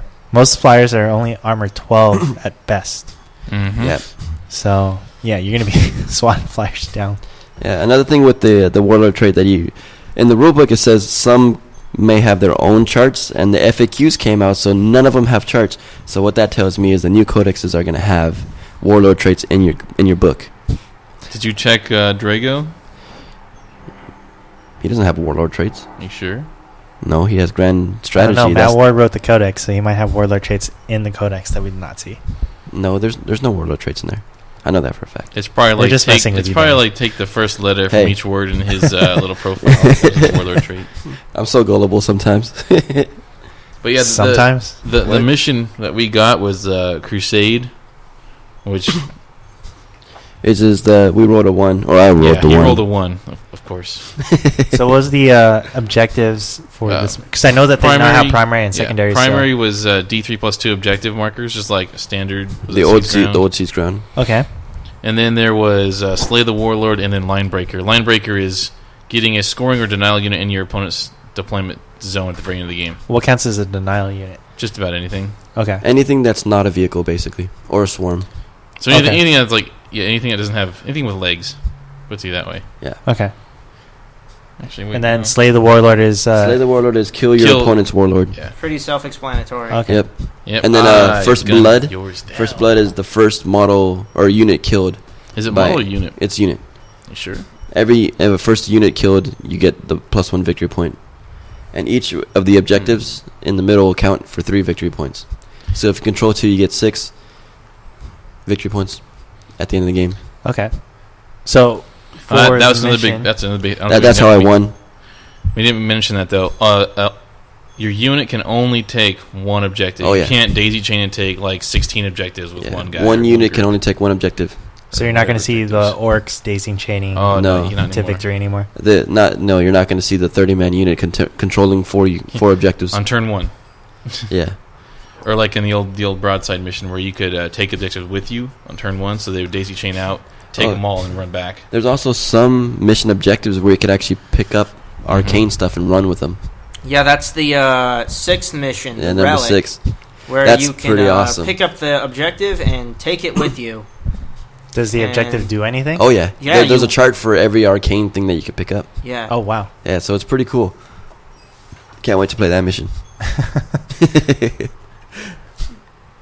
Seems a lot of different types of missions in here. So, I mean, a lot more variety than we had in the last edition than just the straightforward, There's hey, absolutely... go beat your face in. I think it's near impossible to play the same mission twice, even if you roll like the number 1 with the random terrain, the random stuff with the objectives. There's really no way you could play the same game twice. Do you think, in your opinion, that actually makes the game more fun? It makes the game way more fun. There's so many more cool things, even if it's random. The random is, I don't see that as being a bad thing. I think Just gives you more variables to It's play more with. more of a fun thing because Well, if every mission there's- is the objective is just a circle thing you stand next to, which is a little There's boring. different kinds of random. There's random like, all right, roll to hit, roll to wound.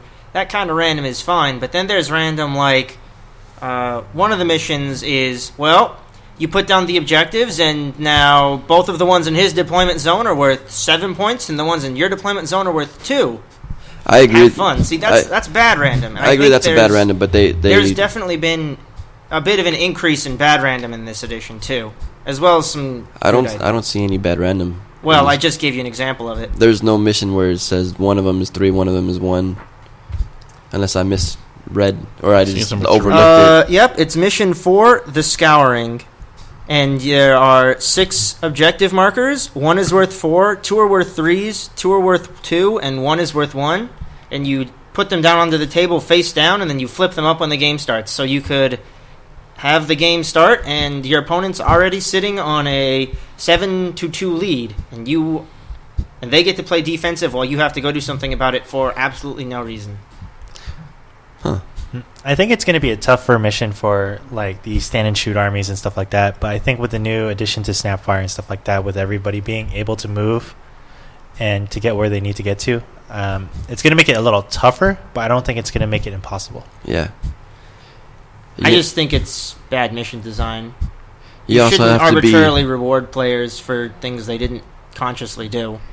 yeah. You're gonna But need the some thing is, flyers. you can't put any in your deployment zone, so it's never within 12 inches of whatever.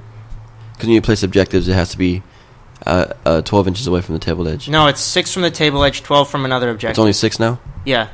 Well, yeah. It's just in a normal. Shit. Okay, so that I guess that Slap mission's it probably again, going to be Danny. That mission's probably not going to get played very often. that'll be the Dawn of War of 6th edition. Probably. that's- Well, well, when you roll the 4, you're gonna be like, okay, well, Oh, Well, who Damn wants to reroll that? Well, no, that just forces you to bring more stuff that can come from that, like, outflank. You're gonna need that or deep striking type units. yeah. Do Well, you really think you're going to be able to knock the guard player off of his only 2 objectives that he doesn't have to move to get to? Yeah. yeah. All right. You assault him, and then now you're contesting. And then I he think- kills you while the rest of your army isn't there. I don't know. No. I don't know. I mean, like I said, when the meta Terminators. for the local meta, and Plasma for the internet guns. meta and stuff like GG guard. that, we'll see how that goes. I mean, The blob squads lose a lot of their hitting power now. why do you Only say against that? Terminators. Only against Terminators. Well, yeah. But, Yeah. I mean... I keep thinking because of my perspective, I just have a lot of Terminators. well, You're a cheater. the problem Yeah. is, Danny, Thank that you. the Blob Squad was never going to kill the Terminators in the first place. was gonna hold but them you there. have 2 attacks each, and you've got 50 guys to work through. That's true. You And got we're 3 stubborn. attacks each. Yeah, but now with the hitting in base to base, well, unless the guard player is stupid, you could try to get to that commissar, Unless the guard... Yeah. Well, And you you're can gonna- challenge the Commissar, and he'll just say no. and then you have 5 sergeants to go through, and as soon as those 5 are dead, then the Then game's he'll- over because Yeah. it's turn 6. well, I think yeah, but I think like for unit placement and stuff like that, for model placement, I mean, charging into Terminators, I mean, you're still rolling a lot of dice, and the Terminator player is still going to has the possibility to roll ones, and if it's going to be about unit placement, and if I'm going to be charging into a squad of Terminators, I'm going to be keeping my commissar in the back. He or she's not going to be doing anything with sergeants, with more attacks up front, with all the guys, and just swinging and swinging and swinging, and just keeping that stubborn to keep that Terminator squad And on that 50-man one thing I just thought of right now, because if you issue a challenge and he declines it, say if he's like the last character, you get no benefits from it. So you can't use any of his buffs. Your unit's not stubborn anymore. He doesn't get benefits from No, it? you don't benefit from any of their special abilities. Mm. no if you leadership, decide- no nothing. Yeah. They just walk around in circles like, See, but the thing is, for that 50-man blob squad, you should have 4 sergeants to issue challenges Yeah, to, and they're so going to be that's- like, "We got it, boss." You have to fight 5 sergeants first. Yeah, 5 sergeants before you even get to the commissar, and Or then the hopefully unit by itself. that point, right? Huh? Isn't that the way challenges work? Is it just the challenge fights and that's it, or is it the unit Yeah. as well? No, the unit does nothing but.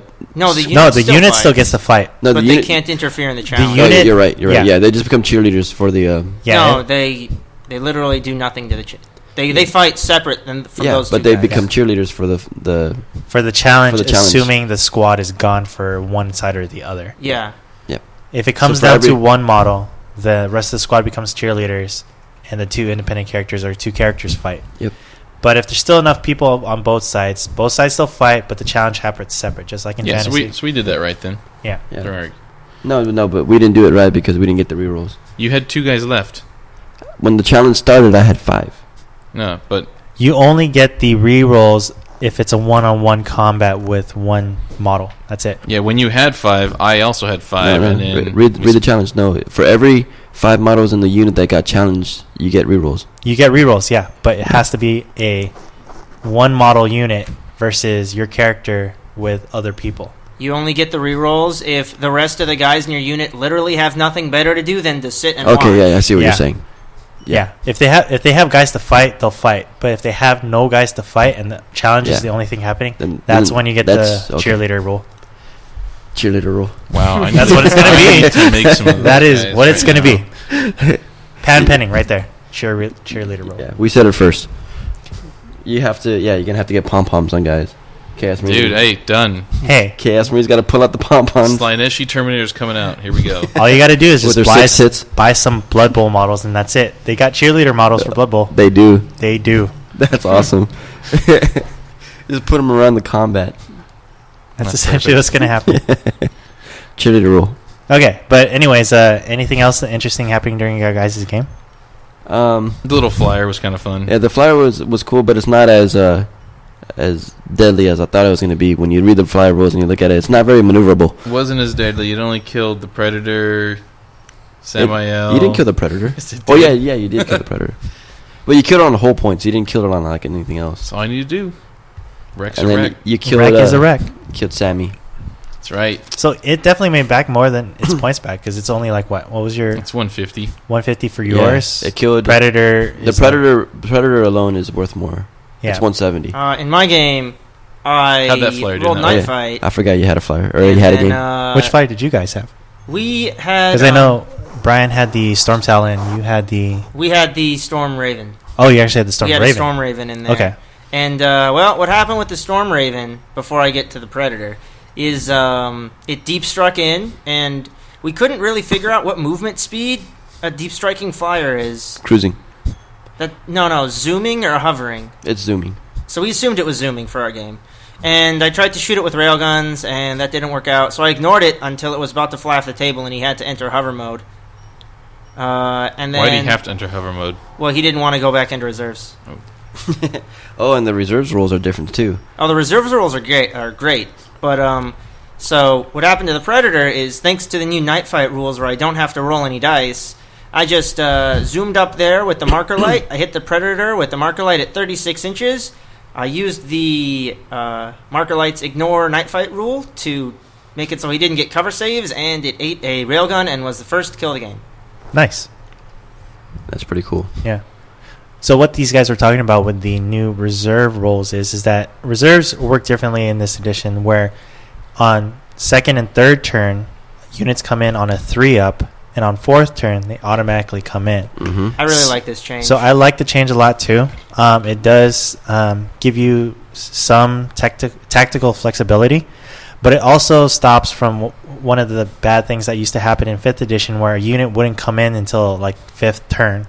And Yeah, with random game length, with the You'd have with one the turn to try to game- do something. yeah, you It have wouldn't one work out turn to too try to well. do something, and then the game could possibly end on turn 5. And then you say like you put that Terminator squad to deep strike in, and they don't come in until turn 5.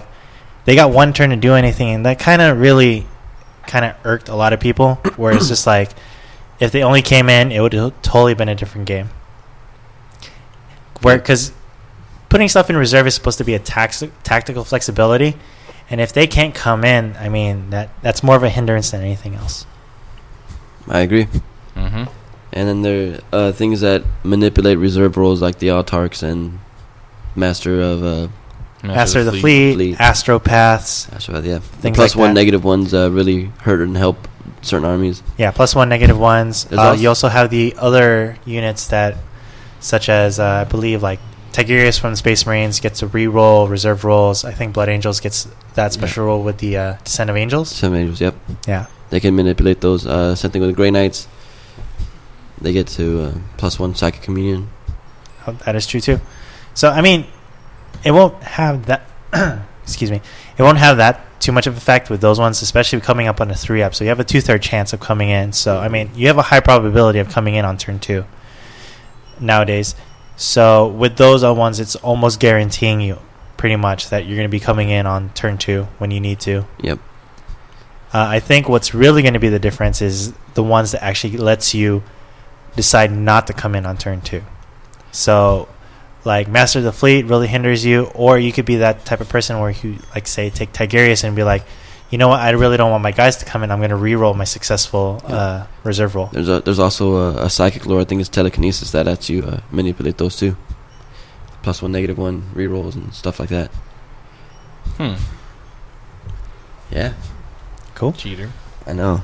And then Acute Senses. God. You get a... you roll- Became very useless. Yeah, 3 Acute dice. Senses, And you just roll 3 dice and you pick whichever dice you want to use for outflank.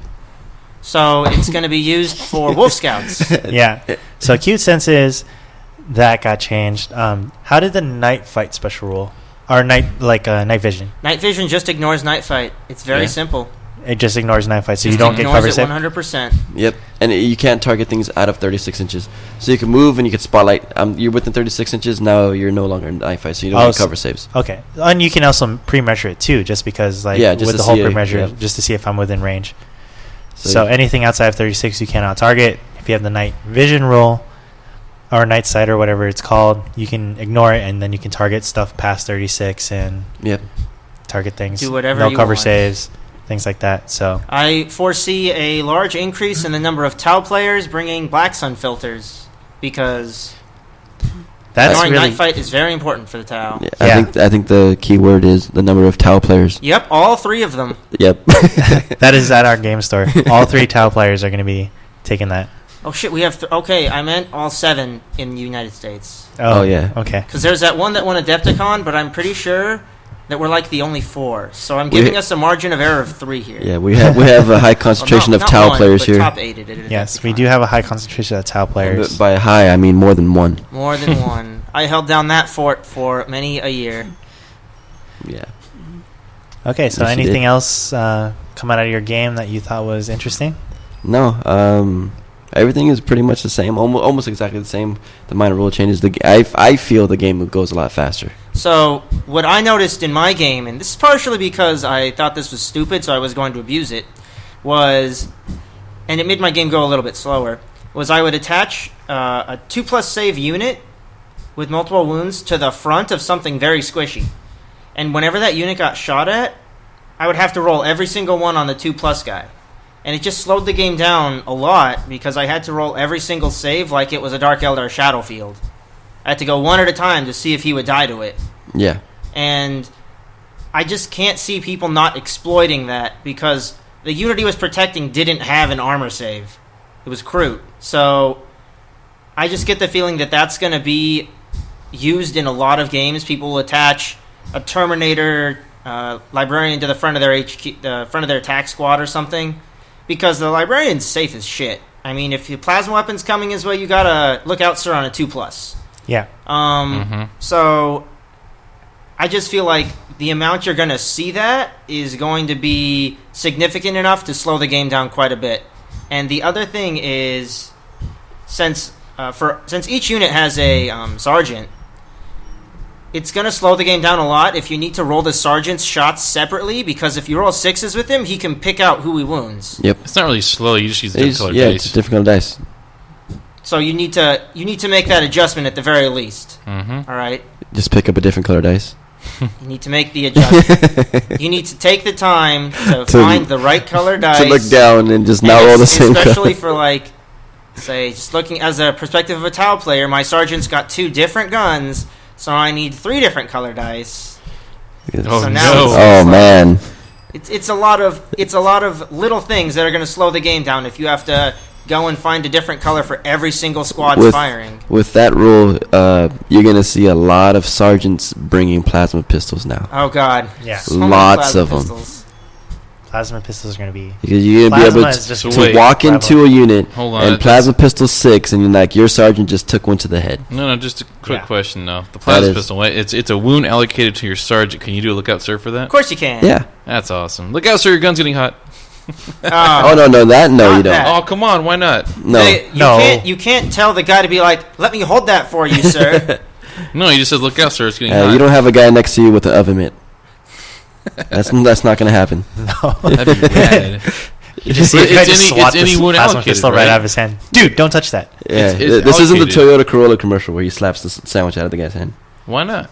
It's not. Why can't you do it? He's not gonna have a long night Because of the there are no shakes. sandwiches in the 41st millennium. Why Yeah, can't there's you? only plasma pistols. Yeah, but there's a wound, right? It's allocated. What's for lunch? A plasma pistol. Plasma pistols. Done.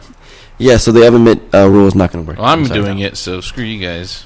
No, but yeah, you can when you get shot at, you can have a guy jump in front. Yes. Yep. But I think that's cool for the sergeants. They give them a little special unique That's where you dumb. could target whatever. You know what? Another rule that's going to come out is a lot of sniper weapons because they get that automatically. Yeah. Oh, yeah, the Sniper sniper guns. It's rule. going to get pretty strong. Or for the precision hits and things F like and that. the B. A lot of rattling snipers are going to come out and Rattling snipers, scout snipers, things like that. If anybody takes Helion yeah. is really good Dude, because yeah, all Sean of his Connery, attacks here we go. are precision attacks. So he doesn't even need to roll a 6. He just rolls the hit and is like, okay, that guy and that guy's taking it. If Yep. anybody takes Eldar allies, I think you can expect to see Pathfinders as their troop choices. oh yeah, oh yeah, Oh, yeah. oh yeah. Because they were also running a 5. Yeah. So rattling snipers, I'm about to take some of them from my guard. I have like 10 of them. Wait, what's going on? No, nothing. Nothing.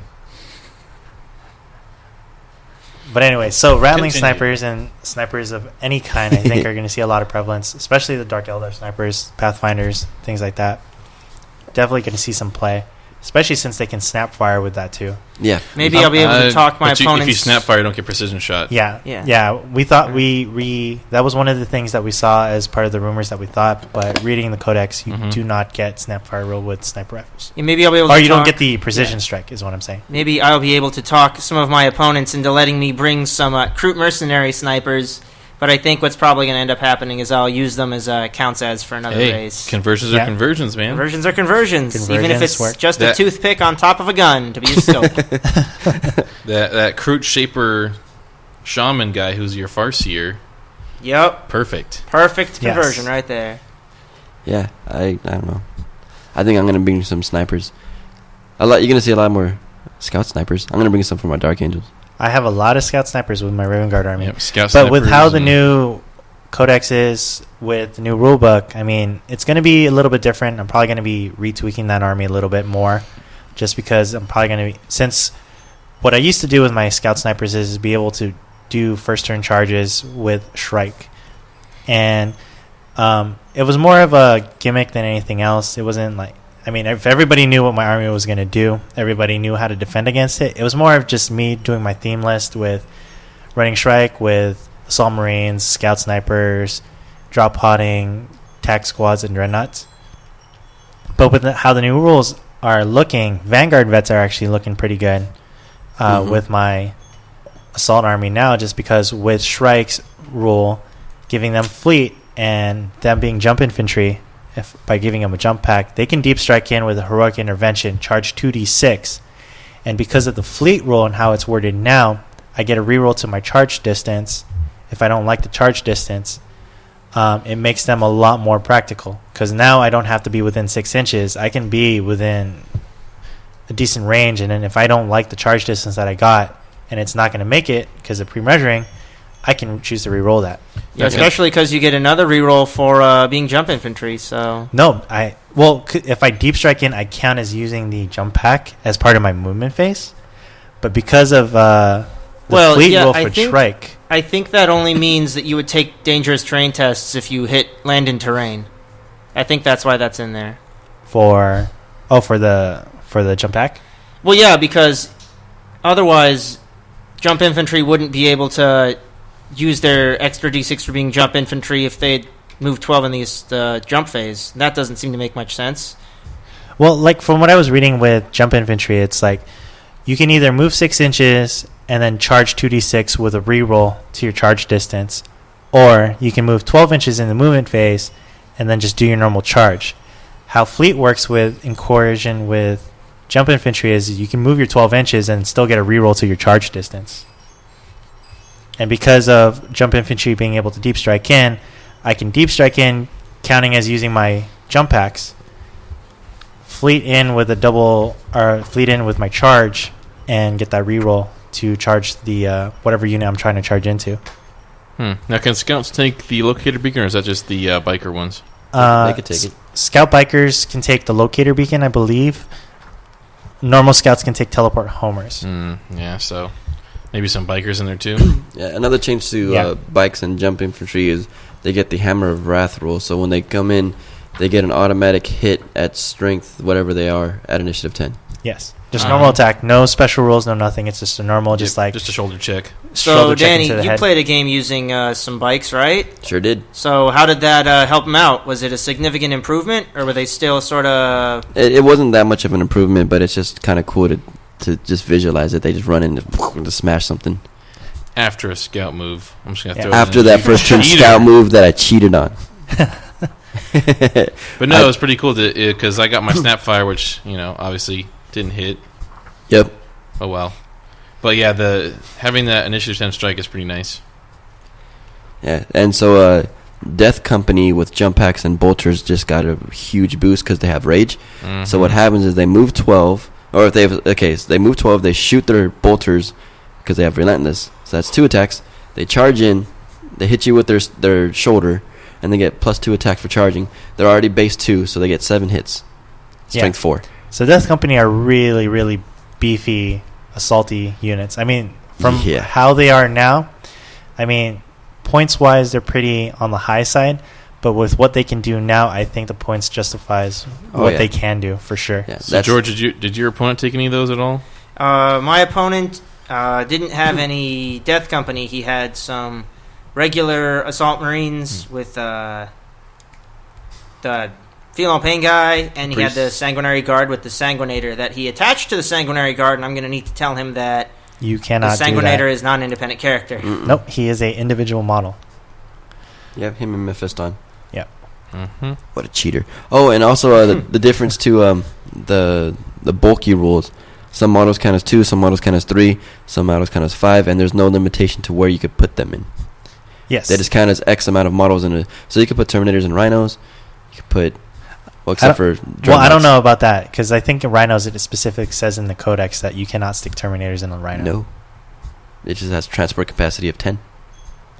I have to double check that in the Codex, but I'm pretty That's sure all you right. cannot Well, stick like a for Terminator. instance, I know in the Tau Codex, the Devilfish specifically says it can't carry guys in battlesuit armor. I think, unless you specifically say, but in the Grey Knight Codex, like the Rhinos and Chimeras, they could fit Terminators in them. I don't know about the Rhinos. I know the Chimeras can. well, That actually might be in their Yeah. armor rule set, saying that they cannot join or they cannot be put in those transports. Because I mean, if we were able to stick those guys in transports before, I mean, how come we didn't see them? I think for Rhinos you can't, but I know for Chimeras you can. Okay. Because I know for a fact you could stick Terminators in Chimeras, Okay. but you can only stick 6 of them. Because transport capacity is 12. Yeah. So that's kind of cool. As much as a Land Raider. 16? No. A regular one is 12. Yeah. Regular Land Raider is 12 Ridiculous. capacity. So you can stick like 6 Terminators 6 Terminators right there. into a Land Raider, Still dumb. or 8 Terminators in a Crusader. Mm-hmm. It's like a little VW bug. It is. Yep. It's like Mexicans. I don't know. Mexican technology in the future. I don't know, Danny. You might have a little bit more information on that. Being Mexican. 1 seat, 10 guys. Hey, cram him in there. Okay, so For everybody who doesn't know, I am Mexican. okay, so with the new codex that came out, we're going to be moving on to the next subject. Probably the last one we're going to be talking about. It's going to be real quick. Is a couple of the new accessories that GW is trying to pile onto us to go buy. New templates came out. New tape measure that GW is pretty famous for putting out tape measures with each new codex that comes out or new rulebook that comes out, and then the supplemental psychic power cards that you can buy, like similar to the fantasy magic cards that they used to have or still have, and currently are selling. So, guys, opinions on There's feasibility, usability? Is it crap? Well, I really like the new templates. I They're cool as shit. That's what I think. I think there's only one thing that you need to buy from that, and that's the objective dice. Everything else is in the main rulebook, and you already have it with the templates. No, actually, the cards you have to buy because they don't give you who can take what the psychic powers in the book.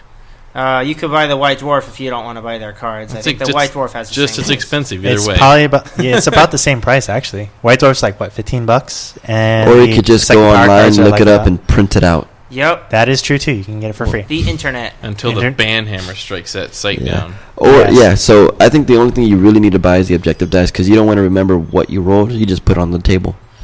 It's Yes. a 3. Yeah, the That's objective dice, I can definitely see that coming up and using those things. The tape measure, as It looks cool, but that's It's a servo it scope. looks cool. I actually had a chance to actually take a look at it and feel it and things like that. And I think the quality of it, I think it's more of a centerpiece than anything else. I'm pretty sure that tape measure is going to break within like a couple weeks because with how the tape measure is all handled and things like that, and people just, I mean, normally how people handle their tape measure, if they're going to be normally snapping that thing back, that thing's going to snap. Yeah, that's weeks. why people go walk over to Walmart and buy one for $3. Yeah, just go to Walmart, go to Home Depot, get one of those big industrial ones, and you'll be set. Yep. So the magic cards, maybe. Psychic I power say cards, yeah. maybe. Well, Dice for sure. Everything else is no. dice, really? The objective dice. Well, you can use regular dice for that just fine. Yeah, but those ones look cooler. I'm on the same boat with George. I do like the new look at the templates. Utility-wise, I'm not too sure yet. Definitely have to see how they are in comparison to, say, the green ones that we had prior. They look a To little this breakable. edition. They do look a little breakable. I do see the templates have a lot of conversion to it for like terrain pieces and like display trays and things like that, where people can just use it, chop it up, and then just use it like as a portal or something as a centerpiece for their piece of terrain. That's true. You could get a pretty cool looking Webway portal by cutting the small blast in half and standing it up on its side. Yeah, webway portals, like different type of things, manufacture them like generators and things like that. I think it looks really cool. It's a lot better, in my opinion. It looks a lot better than the fantasy one that they came out with the gold burnished one. I think that didn't that have some issues with it too? Because there people were talking about the little flames on the side count as a template. Yeah. So I think they might have the same issue with how the templates work in this one, because there are little pieces jutting out of the template themselves. So we'll see how that goes. But besides that, I mean, out of everything, I really only considered myself maybe buying the templates. I'm still on the fence about buying the psychic power cards. I have the book. It's in the mail somewhere. The psychic power cards, maybe. We'll see. I think the psychic power cards are more of a convenience than anything else. Assuming that Army Builder and stuff like that gets that stuff on there, I mean, at that point, you're just going to be looking at your army list at that point. So, yeah, I think up until Army List gets that on board, psychic power cards are up in the air. But definitely, I'll probably be going to buy the templates. Okay. And there are any rumors about certain releases of the next codexes? So besides Dark Angels? All Just we've your really White Dwarf. heard are... Dark Angels and Chaos apparently are going to be the new 2 starter boxes instead of the 1 starter box like Black Reach, and I think it was the other one was McCrag. Yeah. So it's going to be a Dark Angels, supposedly, these are rumors, Dark Angels and Chaos are going to be the 2 starter armies. Hopefully there's a rule book included in each of those. Yeah. So If there is, it's going to save me a lot of money, because now I'm paying for half because some people want to go halves on me. yeah, Oh, so yeah. it's definitely going to be worth the buy for Space Marine players, depending on how the models look, and definitely for Chaos players. If history has told us right, most likely it's going to include the mini rulebook, which most people are going to want to buy. Mm-hmm. The tape or the measuring sticks that The whipping GW, sticks, the yes. red measuring sticks that GW is very famous for putting in their starter boxes. Green templates. Green templates, they might choose a different color. Who knows? I mean, we had clear templates before, then we had the green ones before, and now we may have, I don't know, purple. Who knows? And then dice. Nice. Dice, maybe like Nice. 9 dice. I think mostly it's 9 dice, 6 to 9 dice that they usually include. Multiple colors, white and red, white and black, depending. And then usually what they'll usually come with too is a secondary supplement is some like basic missions or basic get to learn the mission rules. And a type little bit of the little fluff thing about whatever's going on. Yeah, especially the little fluff thing. So Yeah, I want to see them advance some of the fluff, according to what's going on, like Cypher. No. Cypher. So- There's also a rule I was reading about having models with 2 pistols. You can fire both of them. So if a model is modeled with 2 pistols, you can fire both. No, if you have 2 models. No, There's only one model that has 2. Angels do that? Only Cypher has it, so that rule is for him. Eat it. He's not coming back, you know it. All right, so I think that's it. Okay, so I think we're going to be closing for topics on that. So just going over some monthly events happening at Ease Games, located in Poway. They're going to be holding an Infinity tournament on June 30th. They don't have anything posted for July just yet, but hopefully they'll be posting that pretty soon. There's going to be a 40K tournament July 28th at Paradise Games up in Oceanside.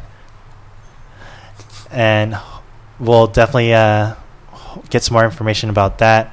And then at Game Empire, Fantasy Tournament on July 7th. So hope to see you guys at any of these tournaments. Please check them out. Support local game stores. And on that, I think we'll call it. Yep. And overall, 6th edition rules changing from 5th edition. I give it 8 out of 10 stars. 8 out of 10. 10. I don't know. I might start learning how to play War Machine soon. But that's just me. Okay, so anything last from you, George? No, not really. Just stewing in my bitterness of losing the Tau target lock. Oh, God, yeah. Yeah. Okay, for me, nothing. Looking forward to revamping some of my new armies, and that's it. All right, so we'll see you guys next time. Thank you for joining us at the San Diego 40K podcast. This is Justin. Danny. This is Brian. And George. Signing off.